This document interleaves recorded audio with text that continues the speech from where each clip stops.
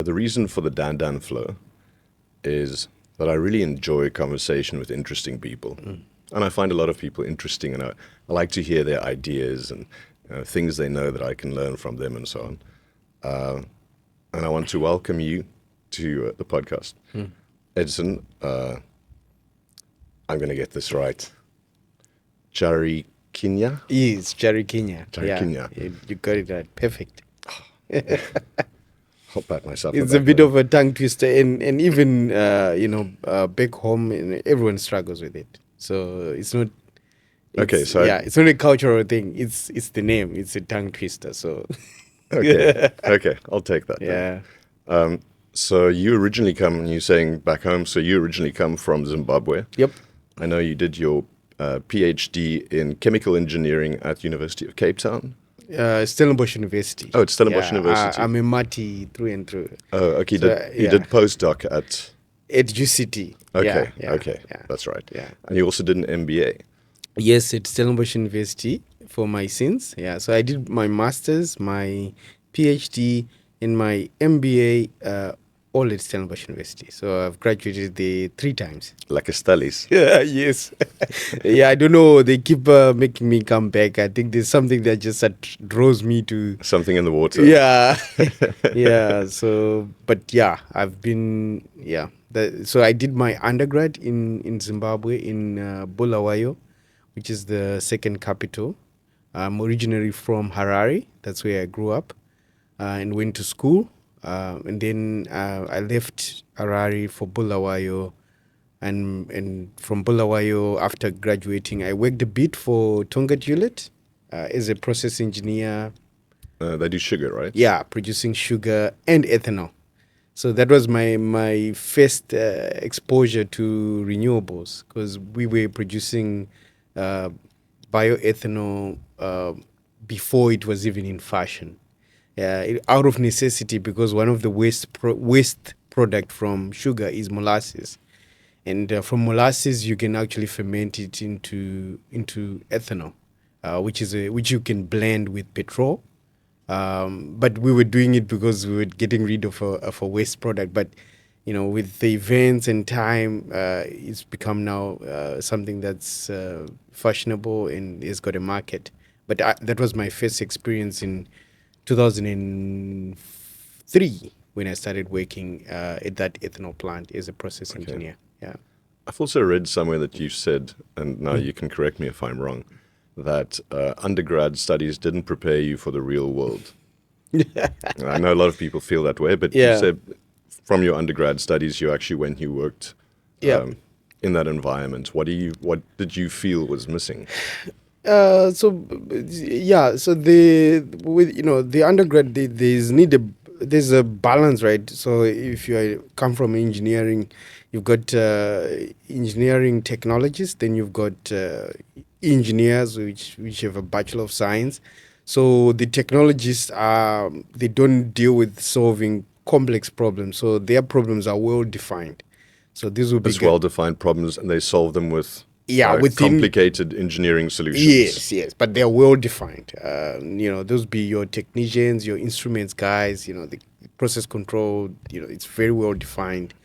Artisans as well. And with the Bachelor of Engineering, or the engineering I studied, you have to solve a complex problem, and to do that, they have to give you more fundamental understanding of physics, chemistry, mathematics. So sometimes you think you're doing an applied mathematics degree, but you're actually doing engineering. But that's because you need those skills to challenge the problems, to go to their fundamental core, redefine them, and find solutions for them. Figure out how to ask the right questions. Yeah. So the disconnect comes where you go now to, as an undergrad, when you've spent your time solving complex calculus problems, to then bring in that knowledge to the workplace, and then to apply it. That can become a challenge, especially if you you have the correct mentors. Because sometimes I've had the opportunity to mentor a couple of young graduates. If you've got the right mentors, they can then help you show you how you can apply those fundamental learnings into the real world and actually make a meaningful change. Otherwise, you'd come out of university and then you're trying to make yourself a technologist, but you've not been trained to be a technologist. You've been trained to be scientist. A scientist who is operating where you are dealing with complex problems. You're analyzing, you identify the problems, you analyze it, you develop solutions, you develop new methodologies that sometimes that even challenge the existing codes of practice. You challenge you're almost trying to rewrite new codes. And that's where you excel, and that's what you should be doing. And unfortunately, it's not something that comes natural to everyone, and it's very difficult to teach that, in university. Although they try, because I think in our case they emphasized on during vacation you'd go and work in industry. So, if you were learning fluid dynamics a semester, then the holiday you spend at a firm where you're seeing the fluid dynamics in application. And if you have the right mentor there who knows what you've learned, then he'll give you problems, and then you start fiddling with it. And not try to accidentally push you in the technologist direction. Yeah, because then you're less value. I think you're diminishing your value if you go towards that route, because then you're just maintaining status quo, and innovation dies when you just maintain the status quo. So you need to question, to challenge, why are we doing things the way we're doing? Is there a better way of doing it? And I was fortunate that both my early experiences and then having gone to doing my postgraduate, of which it was also tricky because I also needed to make sure I don't fall into the trap of becoming an academic, an accidental academic, which is what happens a lot, that, once you've gotten a PhD, you become unemployable. The outside of the academic system, yes, you can stay on as a professor, and but because most companies, they would view you as someone who's heavily academic, who's not practical, who's they wouldn't accept that time that you spend doing your PhD as worthwhile experience. But I was lucky that both projects that I did for my master's and PhD had a strong problem, a complex problem we were solving for industry. And industry saw relevance in what we were doing, although they were very highly fundamental. So I know the one, because you've done multiple of them, but the one PhD was specifically to find a greener way to extract minerals from ore, right? Yes, using microwaves. Microwaves, yes. So it was a cross between physics and chemistry. I started it off during my master's. So when I was still in Zimbabwe, it was during a very bad time in Zimbabwe, that in 2008. Hyperinflation. I think we've all seen those pictures of stacks of money, trillion dollar notes. Yeah, I was a young engineering graduate. I just finished my graduate training and working as a process engineer at that ethanol plant, and I essentially had a strong desire to go back and do extra studies. My mentor was very supportive. He was a graduate of from Leeds University in London, and I also had another mentor who was from Bulgarian University. So they had been exposed to environments where if you're doing a postgrad, you could still be an applied engineer having done postgrad. So they were encouraging. So then I went online. I applied a couple of jobs. I didn't even know about Stellenbosch University back then. And then I got a scholarship to full paid studies to be part of a multinational project. So this project was done by a conglomerate called Amira.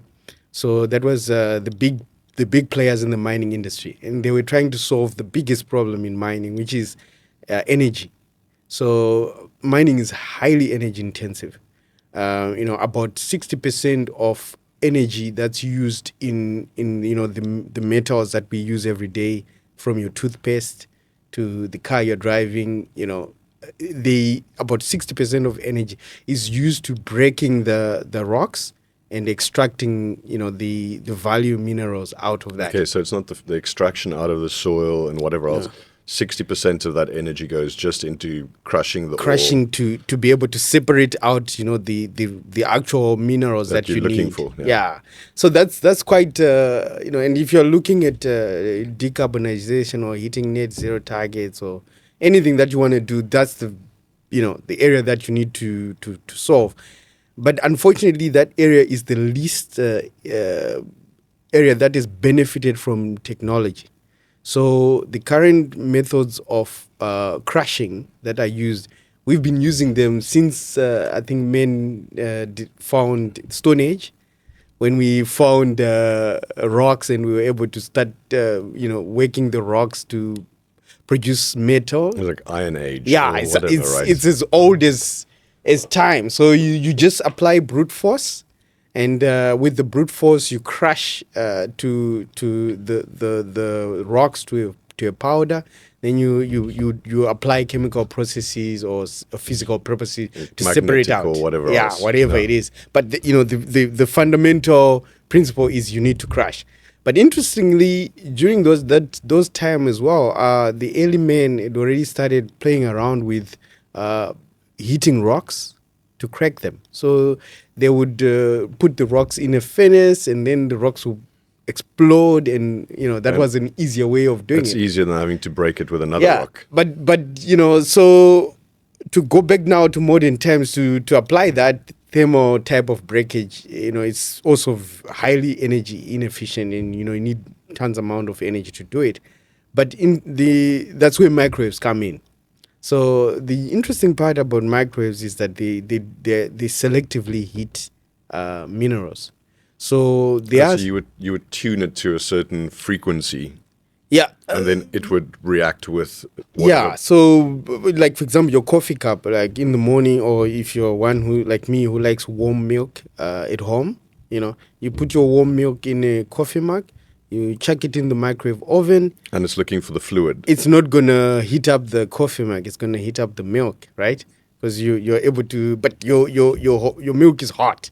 So that's the same thing. So there are some metals when they are exposed in electromagnetic microwaves, they will absorb the microwaves and heat up. And there are some that are resistant, so nothing will happen. So that's the type of rocks that the mining companies are dealing with. So what happens is if for example, it's a copper ore, so you've got spots where you've got the sulfides, the copper, that are sitting in a bed of what we call gangue or unwanted stuff that's locking it, right? So you want to crush to get to the copper, but if you put in microwave, the stuff that contains the copper will expand, and the stuff that's holding the copper in is not absorbing. So it creates this thermal stress that results in cracks forming in the rock. And it cracks along the place where the metal is, so you can... Yes, then you can it's easily accessible. And then you need less energy to do that, because you are targeting, if the rock doesn't have those minerals, it's not going to absorb it. So we played around with that, and we found that you could actually improve the efficiency of crushing by between 30 to 45%. Wow, and you said that's the part that takes 60% of the whole process. Yes. So reducing that by 35, 40%, you've actually made a massive dent in the energy usage. So that was the first where that was we proved and we proved that would work in the lab, But now you need to take it onto the plant, industrial scale. And now before anyone can make an economic decision of whether we want to invest in this new technology, they need to understand what are the impacts on the downstream. So if you've made changes to the upstream by doing this, how will it affect the existing processes? Do you need to... Because now everything isn't crushed to a powder. Now you actually still have big pieces of rock left that you don't want to crush anymore. Yeah, so now you need to think about more innovative ways of downstream. And that was now the purpose of both my master's and PhD, to find out like what would the future processes look like, and how do these existing processes is it going to be detrimental or is it going to be a positive addition to the existing processes? So I did that, and we found that it would be significantly beneficial to existing processes, and it would result even in less energy intensive downstream processes. So the benefits are Cumulative. Yeah, cumulative. And I did that, and I graduated. And interesting enough, a couple of years after I graduated, because that then sparked an interest in energy efficiency for me. Then during COVID, so I graduated in 2015. During COVID, I got a phone call that a big mining company was looking for me. And it was quite like because now I'd moved out. I was still in mining industry, but they wanted to know about microwaves. And then I got on an email, and there was a team which was based out of in the US, and this big company wanted to actually do a commercial pilot of microwaves. So even though you had proven that this would be beneficial with knock-on positive effects, no one had picked up on that for 5 years, 6 years. Yeah, so that's the part where research, you can take it as far as but someone needs to take it now and apply it, right? Yeah. So no one had taken that step of applying, and it just happened that this company had gotten a new CEO, and he believed that was in the era of innovation, like fail fast, So he had a different approach to how do you implement new technology. So he was like, okay, we will do a rapid application of this. We'll find a commercial operating site. We're not going to invest in laboratory work because all the work has been done. We'll just go, we'll find one of our key sites, we'll set up the equipment there, we'll test it out. And if it works, we scale up. If it doesn't, then we tank it. So they had a budget, they had all the support, and now they were looking for guys who were knowledgeable in it. The reason why they came to me was most of the other people who were experts in the area were tied up in contracts and non-disclosure agreements with certain of the other big mining companies. Whereas I was a freelancer, I didn't have such obligations, because there is quite a strong institution in the UK, University of Nottingham, who have also done research on this. And when I was doing my master's and PhD, we were collaborating with them quite a lot. And they didn't force you into an NDA for your... and I was heavily sponsored, by outfit called Summary. So the local South African government, mining companies, they sort of pool funds together to invest in talent and skill in research in mining.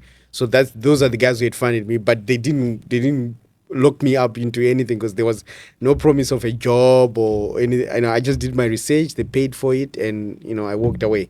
So I was a freelancer. They picked up my thesis, they read it, they asked me to educate their staff on this tech. So I prepared a course on it, a workshop in it. Then I was now they gave me a title of I was the expert consultant on the project when it came to microwave. So I sat in on the project team meetings. There was an outfit which was now doing the large scale construction of the equipment. And then I was helping them set up a local lab here. And then I also did extra work to test out some of their ores which they wanted to test out on it to see if this technology would work. But what was rewarding for me was seeing the efforts of all the studies I've done and seeing like not many people leave the physical application to see it come to reality. And just to further emphasize the significance of the work we did. So I finished my master's. I graduated in 2010. And my master's thesis we didn't think of publishing from it. So we just left. I just moved on straight to my PhD, and I did a couple of publications from my PhD. And early this year, my supervisor, he was sitting at home going through stuff, and he picked up my thesis. He's like, we never published this. Your master's. Yeah, and that is like 15 years later, right? And then he picks up, we write a publication. We didn't change anything. What we got, what we did, because obviously over time, 15 years, you'd expect that lots of things have changed. Maybe someone has disproved what we've done, and, it's no longer relevant, right? It's a long time in academia, 15 years. But without changing anything, we published in one of foremost international journal 2 months ago. That 2010 work is now published in 2025. Amazing. with no changes or no additional work. So what it just underlines is that the fundamental work we put in was so rigorous, and it withstands the test of time. Because after I finished my PhD, there's quite a lot of other guys who've done research in microwaves from in Canada, and none of that has rendered your 2010 master's thesis they've either obsolete. confirmed what I've done. I get a lot of citations from the Chinese. They are very, if you look at my research profile, but I've left academia, but I still get lots of people still referencing the work. And I know somewhere this big mine company went and actually applied it.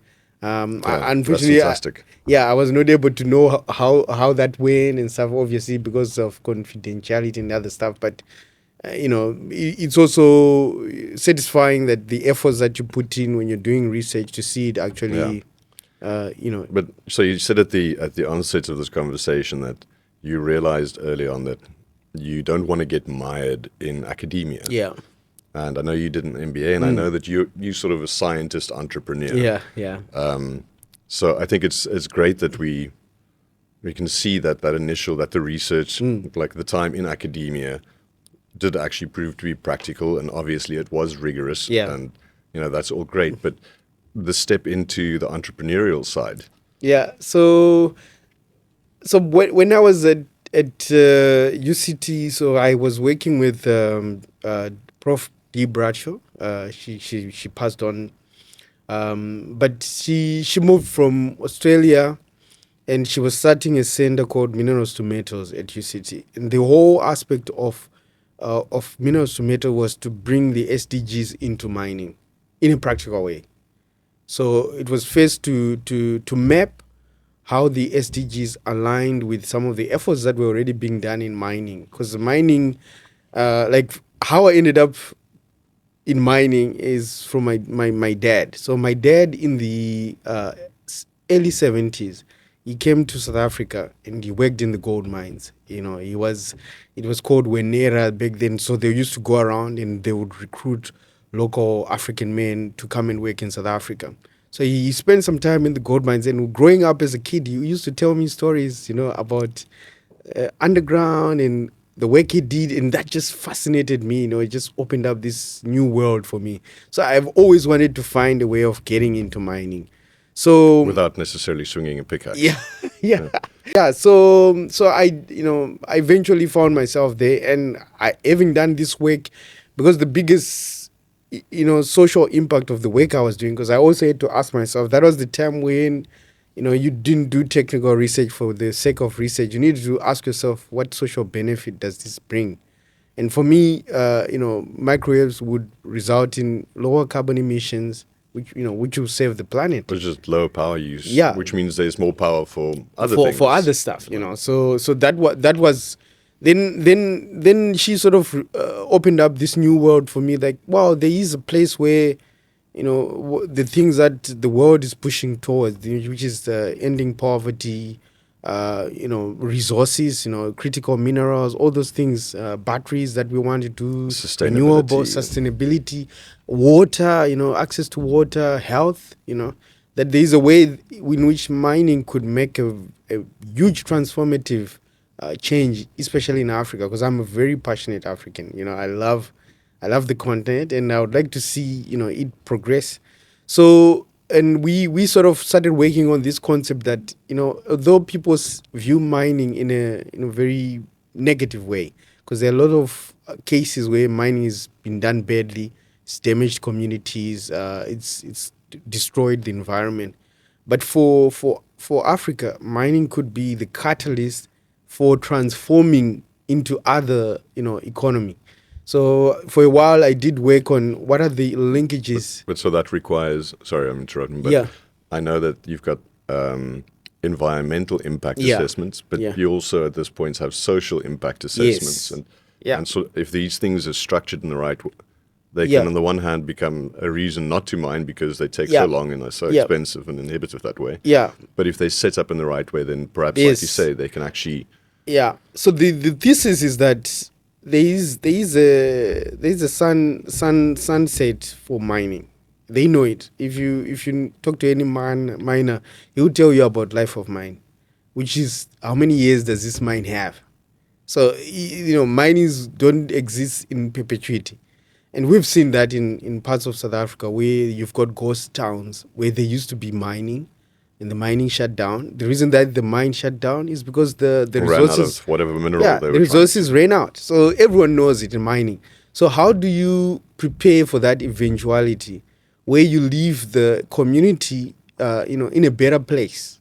So I think maybe this is a little bit like Dubai, Yeah. who realizes at some point It's maybe gonna run, yeah. maybe the oil dries up, but Yeah. also maybe we don't need that much oil anymore because we've got cold fusion or whatever happens in the future, right?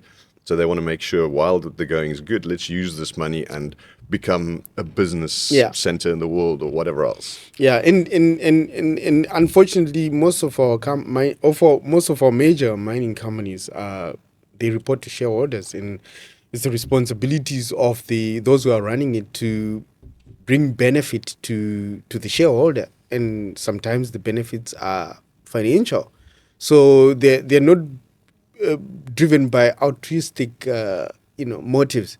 They want to make profit. Simplistic hierarchy and fiduciary responsibility. Yeah, so we were trying, groundbreaking to set, we bring communities, we bring the mining together, we bring entrepreneurs together, and let's foster an ecosystem where the mine, because what the mines are good at is infrastructure development. They're good at that. They're good at. You should see some of the depths they go to find the mines. The engineering involved, the construction of the infrastructure, the power, the roads, the water, how to handle the water, the dewatering. They know how to efficiently allocate resources for extracting. And that same knowledge and skill base can be turned towards how do we develop these communities around us. And it could be done in a way that still aligns with the core, of what their duties to their shareholders are, but still leaving a significant benefit. So we sort of started now to do what we call, mapping the SDGs to what the mining did. And we published a paper that was presented at the United Nations on the SDGs.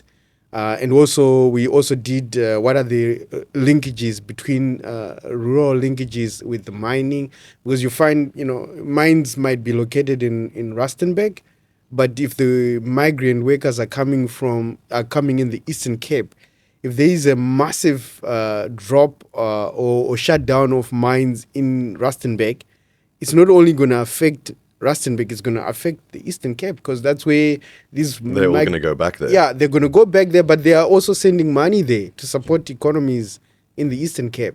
So you want to also broaden, when you do the social impact, you don't want the mining to only concentrate on their immediate vicinity. You want them to start thinking about where are their workers coming from. So if you're doing a skills or entrepreneur development program for the local community, local means not only your neighbor or geography, but it also means where they are coming from.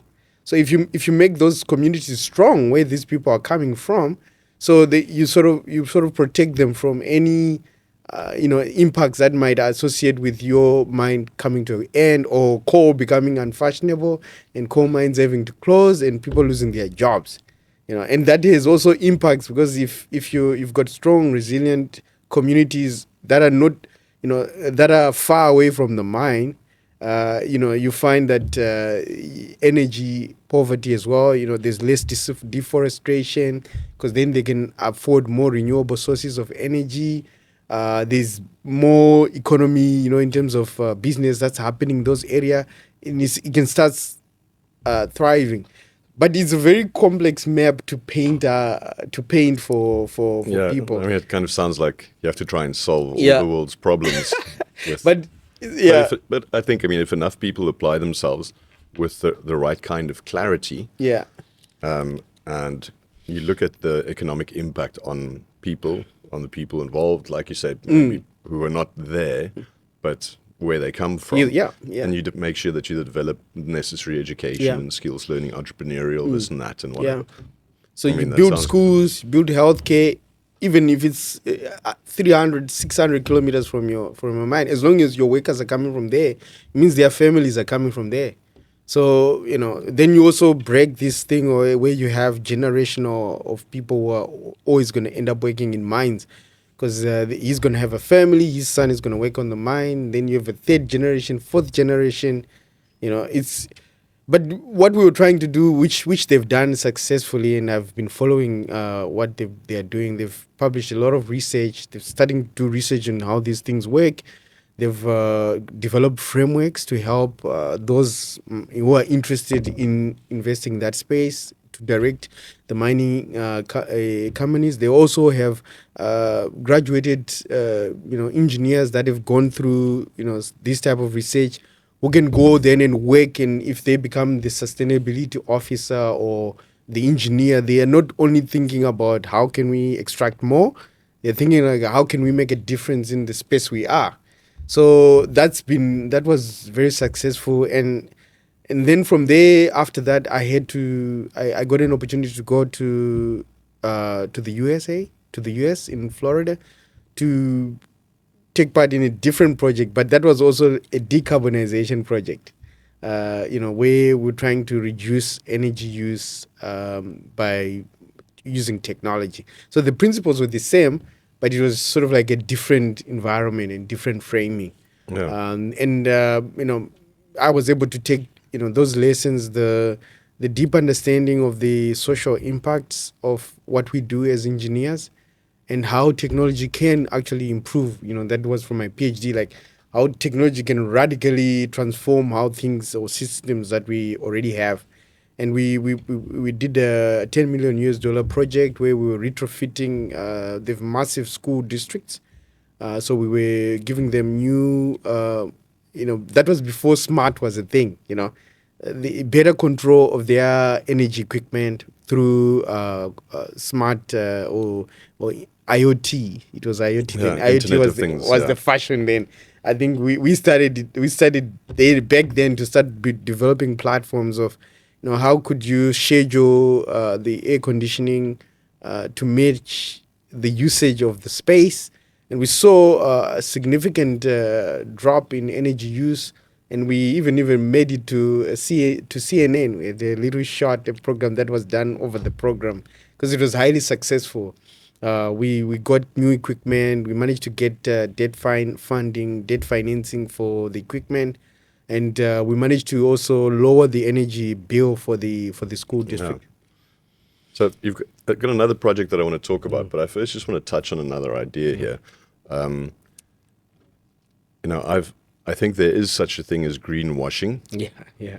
And I think there are things that are very important in terms of our ecology, taking care of the soil, taking care of the oceans and the ocean life, clean water for people to drink, not pumping heavy metals into the water or into the air, where we can, to all of these things to try and clean up and make it safer. Also reducing energy usage without compromising output, right? So not closing factories so we don't use so much energy, but instead saying we have a more efficient way of using this. That means there's more energy available to do other things. Stuff, yeah. I'm all down with that. But I also think there's a branch of thinking, and you said sort of the decarbonization, and this idea of, carbon dioxide is the devil. And I feel like there's more and more of a conversation saying, well, we should take care of the environment. And I'm all down with that. Yeah. I'm a complete environmentalist in that way. I see, a little bird in the tree, or I love it. It's beautiful. Here's nature, Yeah. We are parts of nature, and I want us to protect it. But I fear that sometimes these things are used, and they'll say, the problem is CO2, and actually that's just a way to make sure that they're benefiting a certain direction of thinking. That's not necessarily, in the big picture, good for the planet or for society, or it's really just a money-making thing that's being used. Yeah, that's true. That's true. There is that, and that was so when I decided to do my MBA, that was after COVID, and that was because during COVID I felt isolated, like everyone, working from home, and we finished the project in US, and COVID hit, and we just took the last flight, back to South Africa, and I caught one of the, just before total shutdown was announced, I caught a flight from Joburg to Cape Town, where I stay, and I was isolated there, but work was in Joburg, so I was working remotely for a while, and then I decided to go back to study. And before then, I was working as a consultant in the mining space, working on their decarbonization road plans. So they would call them energy management plans. So to do exactly what, so there's aspirations that CEO announces that we want to hit these targets. And then the whole organization needs to align to say, how do we drive that?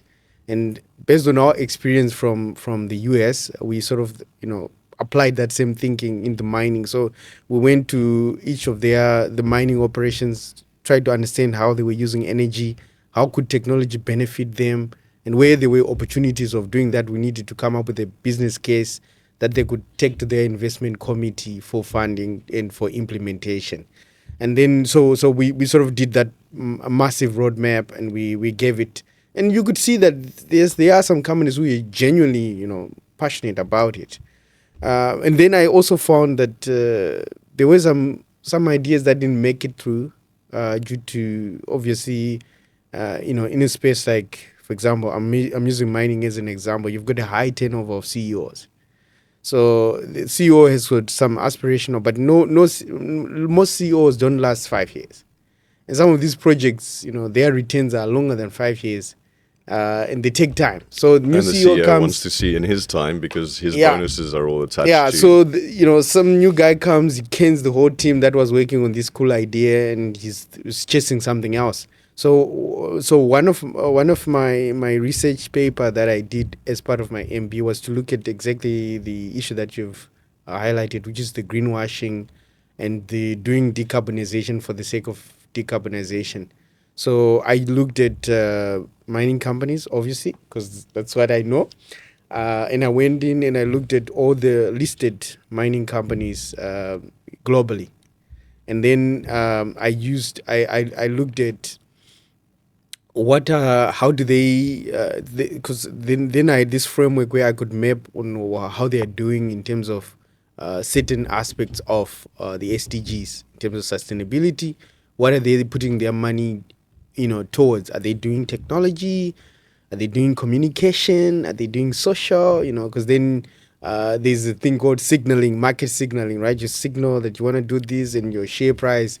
So I was now looking at their financial performance. Who does the market reward? Does it reward guys who are genuinely, like you're saying, the virtue signalers, or the people who really are actually doing stuff, make things better? Yeah, and interesting enough, my study showed that the market, in terms of financial performance, so this is not an opinion, this is based on understanding the behaviors that they've done, and then how the market has rewarded them over or punished them. Yeah, over a series of 10 years. And I looked at financial metrics that I used to determine financial performance, and I found that the virtue signalers get rewarded by the market, and the guys who are actually doing the stuff, they get punished, and why? it's simple. Like the guys who are actually doing stuff have a high capex spend because you need to rekit your equipment. So they've got a high capex spend, which means they sit with high debt, in terms of in their books. They've got lots of debt. And when the market comes, they look at the balance sheet, and these guys have got lots of debts. This one don't have debt. So who are you gonna back? The guy who's got a clean bill, because this guy is probably paying you dividends. So the market rewards that. So I sort of just that was the first time because I always was puzzled when I was doing this energy management plans for these mining companies on how some ideas that looked so amazing, that they never make the cut. Yeah, they didn't make the cut. Like they were no brainer. You like you do this, you're shaving off 30%. So, Edson, as you were telling that story, I was really hoping that we'd get to the conclusion and you'd say, "Oh, the really good guys won," and unfortunately, it's not. But at least you did explain in terms of the capex and therefore the debt. It makes sense. Yeah. As part of that MBA, did you also venture into potential solutions for that? How do you? Yeah. Because I think this also goes in. Something else I wanted to talk about is in terms of regulation in South Africa, tax structures and so on.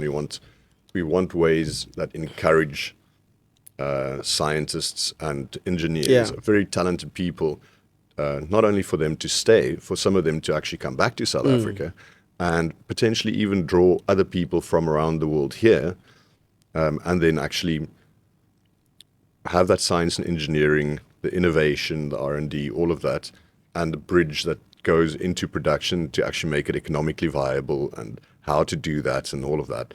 And I imagine there must be a lot of different ideas in your head about how one could try and do that. But in combination with trying to get the right people in and helping them develop that, to also, without over-regulating, because regulation can really be, can be a stifler, but to try and say, how do we communicate to the world of investors that this is what we're busy doing? You've got...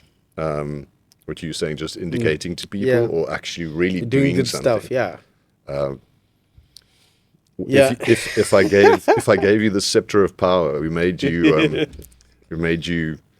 I don't know, king of the country. Because I suspect this is true for almost any country on the planet, right? What are the kind of things that you should have in place that will allow you to let the market move in a way that is actually beneficial to humankind? Yeah. So. So in my, one of the things that we learned was, there are wicked problems. Like, so we're talking about wicked problems. Wicked problems don't have a simple solution. They are very complex, and they also take multidisciplinary teams to tackle. Because as you try to solve one end, you're also creating another problem on the other end. Right? Unintended consequences. Yeah, all of that. So it's... the easy one is, you can always do policy. You can write a page full of policy, but I think it also nicely dovetails to what I'm currently busy with, which I'll try in trying to respond to you, to your question, also touch on. So, policy is one instrument that government can use.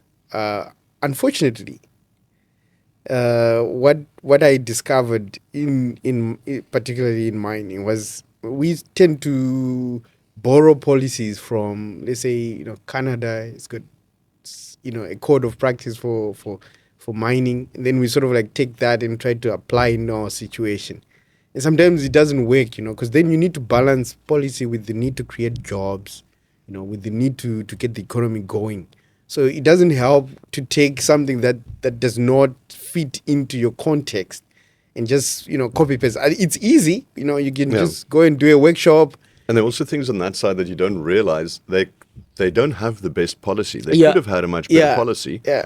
Things look okay. Yeah. And now you copy and paste, and in your environment, suddenly it shows up more quickly what the drawbacks are. So the solutions need to be organic. They need even the people that we don't think are involved, like those which are the communities, the people we don't think are learned enough to input. We need to have everyone inputting in it, and finding a balance of something that works for everyone, not something that we just copy and paste. So that's one thing. Like, we can't over policy thing, because at the end of the day, this thing needs to work in real life. And then also, one thing that also identified was Africa is uniquely advantaged in that we do not have legacy infrastructure when it comes to power. That is a very weird superpower, but It is. It is because we don't have massive legacy infrastructure that we need to get rid of. For example, Zimbabwe, where I come from, most of the population never got use of a landline, and when the cell phone came, we just skipped that whole stage of having landlines. Yeah. And I know in America they spent lots of money building infrastructure for analog cell phones. Yeah. And we didn't really have that, not much of it in South Yeah. Africa. So by the time digital came along, we were like, oh, okay. And they're like, Yeah. oh, but we've already built. So that's the thing, we haven't, as much as we want to expand our grid, we need to also be thinking about it now to say, okay, we have that advantage. So we don't want to copy, what these guys have done in our transport, in our how we distribute energy, how we view it. We design for and we'd call it a blue ocean strategy. You sort of go into this space where you're innovating, breaking the envelope and trying something new, because you've got a clean canvas. And I think I always follow the Namibians quite closely. They've sort of taken on that. Like, you should see what they're doing with their hydrogen projects. They are very aggressive in there, thinking of these hydrogen hubs, cascading economic activities around that hydrogen. And if you read it, it's much more widely disseminated than what South Africa has done, actually, which is, you would think, a small country. So why wouldn't South Africa? Do you think there's sort of regulatory burdens and things in place, and it's just too difficult, and like, you're not even going to try? Or yeah, if I find that answer, I will share with you. But it's very obvious. Like, if you'd go and search what Namibians are doing on hydrogen, this is what we are doing on hydrogen in South Africa, then you'll see that there's a big disconnect. But they've taken that advantage that there's no infrastructure. Blue ocean strategy. Yeah, they can build new infrastructure, new ports that are designed for this new economy that's coming, this green economy. And they've managed to get investors to come on board to support what they're doing. So that's one aspect that we could benefit from. We don't try to copy what other people are doing, or what they, because when the colonizers were around, they were doing what they did back home. But we need to question, like, do we really need it? I mean, so I suppose there's a bit of a balance. On the one hand, there's some things that are best practices. For instance, when you're building roads or whatever, you go, okay, these are best practices internationally. There's a reason for that. And then there's the other question is, but could we innovate? Yeah.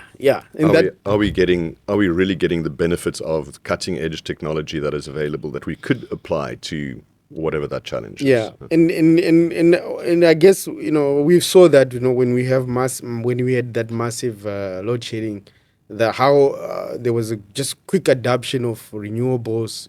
Everyone now wants a solar. Everyone wants to know. Everyone now is a solar installer. Technology just massively accelerates because you are in that crisis, and you sort of like are forced to innovate. And that's the sort of approach that for example, what we're doing now at Opus is. This is Opus Cactus. You're Opus currently Cactus. director for Africa. Yes. So it Opus. If I may just quickly. Yeah. Previously, I had Shivan Chetty on. Yeah. And then I asked him about the South Free State thing, and he said, "I'm not really at liberty to talk about it." And then there were a whole bunch of people afterwards who asked me, like, "But what is it? Yeah. Can you come back and come tell us?" And so. Yeah, so what we've done is we sort of framed this challenge, the question of, okay, how do we do sustainability, decarbonization in a way that's not greenwashing? Right? Then we said, okay, let's stick to the basics. What if there was a single plant that could solve most of the world's problems? Right? Then the next question is, okay, what are these problems? Right? So problems are, we need food, right? So people need to eat, but we need also energy because for industry to function, there needs to be energy. And then we also have a problem of deforestation, land degradation, climate change, droughts. There's about 1.5 billion hectares of land globally in the world that is semi-arid, where nothing can be done in those parts. So we have the arable land is shrinking, and that will cascade to food crisis. So when you're trying to solve and it goes back to where I started, which is the sugar. I started, that's an energy crop. For the ethanol. Yes. So now it's sort of like full circle. Now I'm like, okay, but energy crops, I've seen energy crops in the past solve this problem. And then we looked around, and then I met up with the guys who started Opus Cactus, and they were investigating this Opuntia cactus plant, which could grow in the desert. It's known for growing in the desert. So what it does where's the Opuntia? You said Opuntia, yeah, Opuntia. Spineless Opuntia cactus, yeah. Where does that originally come from? It comes from you find it in Mexico, Brazil, South America. Oh, all right. Yeah, but we've got lots of varieties here in Africa. I think in Africa it's called a Dolofia, and I've forgotten the Afrikaans word for it. But you find it if you drive up Eastern Cape or any of the Northern Cape. It grows wild. It grows in the bush. It's like the prickly pear. It's like the prickly, yeah, but then there's a version of it which is spineless. spineless, yeah, which is a spineless variety. And in Brazil, they are already farming it for fruits, so it makes cactus pear fruits, and it also prickly pear fruits. And in Mexico, they're also doing flour tortillas from it. They're also making biogas for their trucks but they're doing it in a small scale at a farm level. So we sort of got an idea that okay, and that was Opus had an idea like, okay, we could use this to solve the semi-arid land problem, because then you can grow, because the problem with the energy crops, anyone you talk to and you're saying I'm doing an energy crop, then they'll be like, okay, are we going to choose food over energy? Then the moment you show like you're competing with food, then they're like, what's the point, why would rather grow food there than grow energy. Yeah, and there's a question about American corn. If they use the corn for ethanol, like, well, shouldn't they be feeding the people? It's like, yeah, but they've got these massive subsidies for food security. But you're using the food security blanket to go make energy. Yeah, that doesn't make... Yeah, so it creates a weird problem, right? So we then, they then decided that, okay, we would find a crop that doesn't compete with food, for starters. Two, it needs to be able to grow in very harsh conditions, where sometimes it's almost dry conditions, where nothing else will grow. And three, it needs to have a very minimal, care. You don't need to take care of it as much, and it needs to be perennial. So you want the ability to harvest it yearly without having to replant, because then it gives it time to regenerate the soil, to bring it back to life. So then we did our studies, did our research, and we found like, wow, Opuntia cactus could be the problem solver. Then we decided that, wow, we looked around, and again, that's where my experience with research also comes in handy. When we evaluated the research that existed, we saw like, wow, some of this data is not, was done, when scientists are doing it, they're doing for the sake of, they didn't think about how do I scale it into something that's commercial. So we needed to say, okay, there is this body of knowledge that exists, but this is someone just playing around like, what can I extract from it? So you can extract nutraceuticals, like exosomes. You can extract, you can make protein from it. So you got to help me, exosomes? Exosomes, these are like the carriers that are used, in medicine to make, in drugs. Okay. Yeah. So you could make plant-based exosomes, so plant-based carriers for medicines. Currently, they're made out of animal material, so they will be plant-based, which is even more sustainable. So we then said, okay, we're gonna redo some of this research from scratch. In line of we're doing it for one, we need to make sure that whatever variety we're growing is not invasive. It's not going to grow wild and take over the countryside. Take over the country. We need to tick that box. Two, it needs to do all these things that they say in the papers to do. We need to validate what they're saying it does. And then we need to produce enough energy. But we also understand that this energy needs to be commercially viable to compete with the fossil that we want to displace. Because it doesn't help if you're producing energy at a premium that, like no one is going to pay a premium.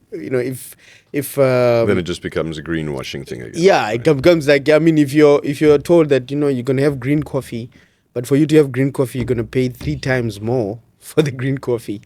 I think most of us will switch to tea like me. Because so those are the realities, right? So of that. So we've over the past 5 years been doing that, and we've been doing that in Bloemfontein at our Waterkloof research farm. We've just demonstrated in early November the first biogas braai that we did. So we were producing the energy on the farm from the cactus. We produced gas. We put it in gas cylinders, and we fired up some gas braai, and we invited a whole bunch of stakeholders, and we had a liquor day on the farm, doing some wagyu steaks on the grass, and people could see, there's the plant growing, there's us making the gas. And here's me actually consuming something that's been produced from a plant that's water fed, and that's not competing with food. So now we're busy in the process of now trying to get into commercial and scaling it up, because we want to do it big. We want to make a significant impact in terms of giving an alternative to those organizations that want renewables. To give them an alternative renewable source. I suppose it's also an economies of scale.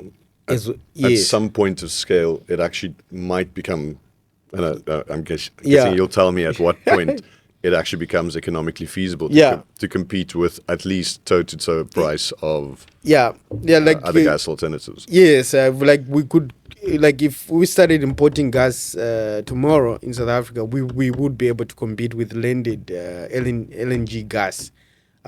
We would be very competitive there. So already, and also what that does is then it unlocks these semi-arid areas, which are normally remote. They don't have a lot of, economic activity happening. Because once you set up the farm, for example, you want to produce 14 megawatts of power equivalent, you set up, say, 2,000 hectare farm. And then the gas production is happening on the farm. So that sort of gives you a regenerative agriculture, because now the waste, which is the digested, that comes from the producing the gas, is going back to the farm as an organic fertilizer. So you don't have a problem of dealing with what do you do with waste that's coming from there. Everything is used on the farm. So you're not impoverishing the soil. Yeah, and then you cut down on your fossil fertilizer. So you're no longer importing fertilizer that's coming from, fossil-based sources. You have a circular, agriculture system happening. And then you can employ people. So a 2,000 hectare farm can employ 800 permanent workers.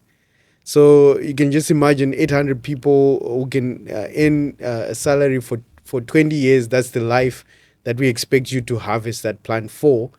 You now creating sustainable jobs as well, and then there are other byproducts that can come out of the plant, besides the energy that like the fiber material can be used to make fiber or leather. So if you're going to go into leather, you can do that, and you can also on the same piece of farm. keep cattle, and the cattle can graze in between the rows of the cactus without disturbing your farming. So you're coming And up the with, cows aren't tempted to eat the cactus. they can, you can allow them to eat some, not all, but they do grow very healthy if they are surviving off the cactus. So the push for us this year has been trying to get our first commercial plant happening. And we've got a couple of projects. It's just a competition to see which one will go online first. But we've got a multiple exciting projects that we're working on, and we hope, like in the near future, we'll be able to announce a couple of of these projects and talk about them more. But we've done the validation, we've shown it, and we always welcome to host people at our farm to showcase what we are doing. We had a couple of visitors that have come on the farm. You can actually see how we are planting, in how we are maintaining the crops, and how we're producing the gas, all the IP and the knowledge required. We've developed it locally, and we are ready to scale. We are looking at Namibia, Italy, the Middle East. Those are some of the areas that we look to expand. And Middle East is an interesting area for us as well, because they've got semi-arid land, but they actually have lots of water from their oil production, and we could take some of that water to help us with our plant. And then they want to make renewable gas, and they're more eager to have renewable gas than some of us who don't have the luxury of the resources of having lots of gas in our backyard.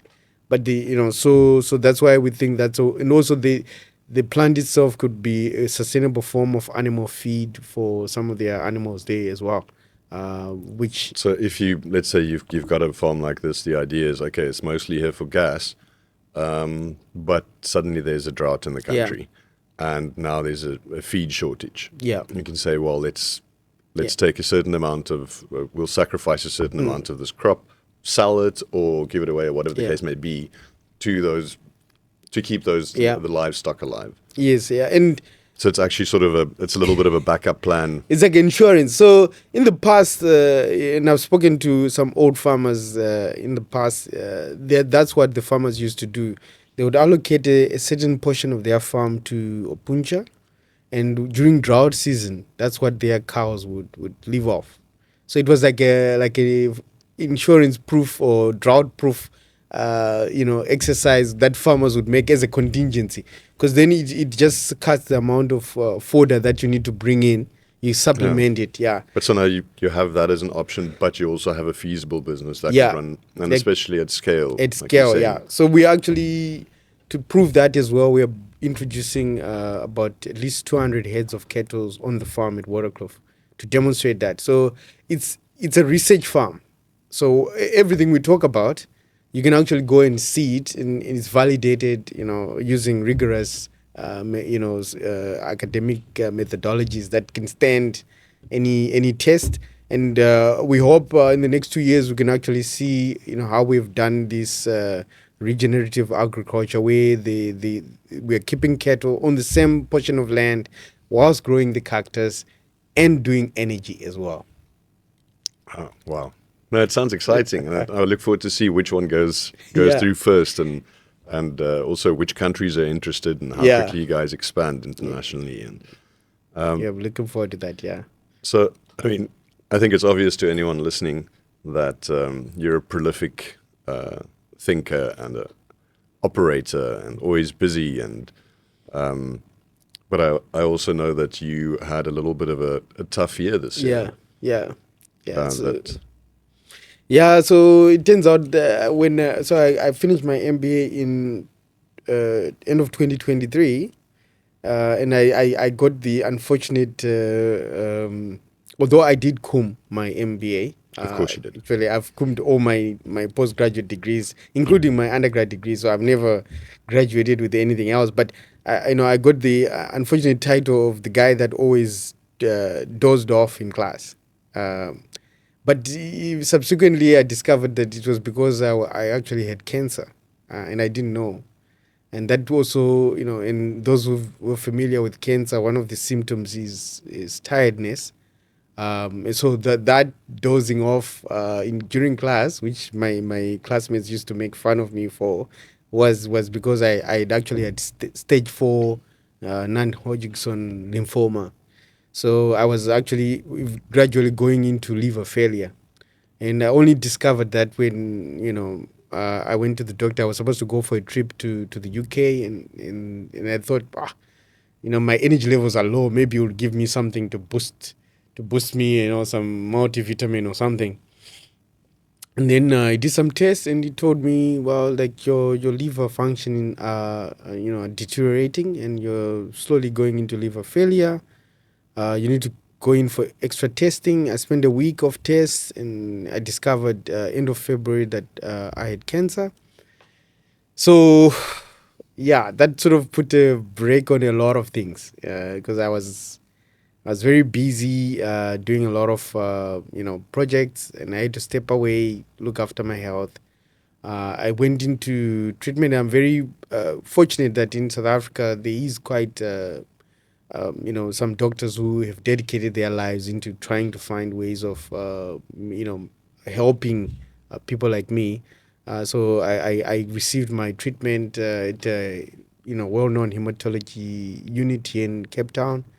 And they gave me a very rigorous treatment. And in July, when I did my last treatment, I did my PET scans, and the cancer is disappeared. So I'm on my way to recovery, getting my energy back. But now I've got more perspective, on life. My old boss used to say. My former boss in my old company used to say that you should always make sure in life that you always have at least one cancer survivor in your friend circle. I never used to understand why, but I guess if you need a balanced set of friends, having someone like that, of which I was lucky before I got cancer that I had that friend, who had gone through it, and when it happened to me, he sort of like it was very helpful in walking me through the process, the mental challenges. Like most of it it's a mental rather than physical. And keeping your spirits up. Yeah, keeping your spirits up. The long days, because I used to do 5 days of chemo, so I used to go into the hospital on a Monday and come out on a Friday, and you feel like your body is just fighting you. Then I get 2 weeks rest, and having my friend. Who had gone through the same thing, walked me through it, gave me better perspective, understanding that, you need to be present. So I try to be present, which means, the now is the now, right?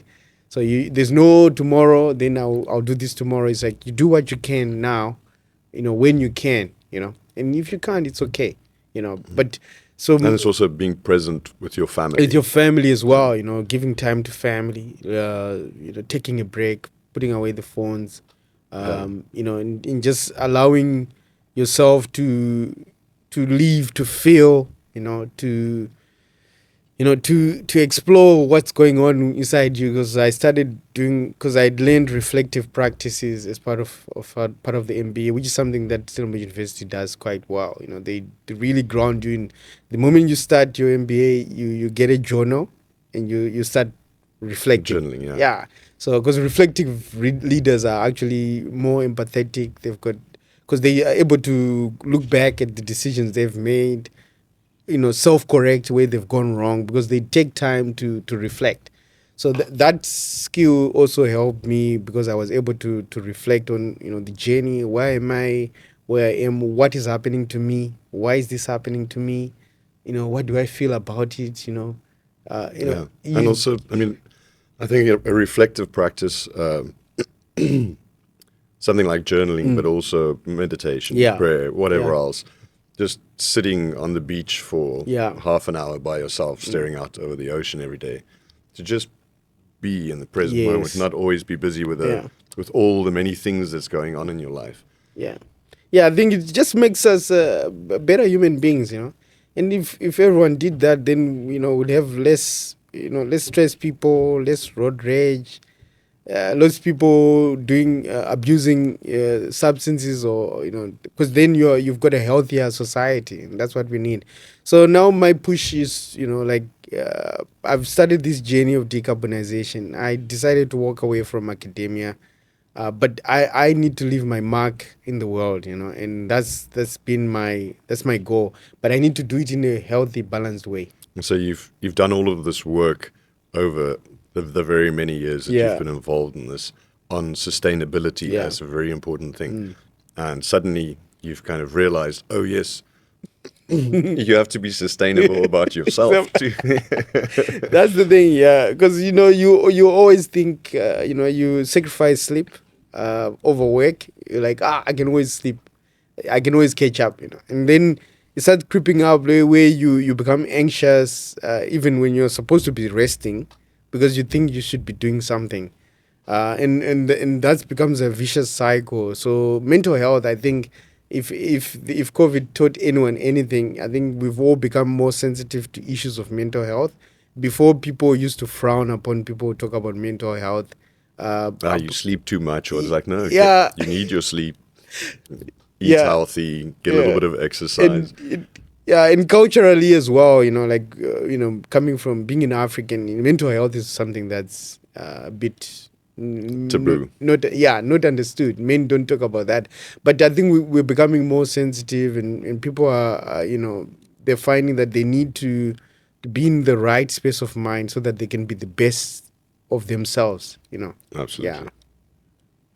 I want to say, Edson, thank you so very much for coming on the show today. I really appreciated that. I know we could probably keep going for another hour or so, but I know that you're also a busy man. Awesome. Thank you very much. All right. Thanks, man. Pleasure. Great.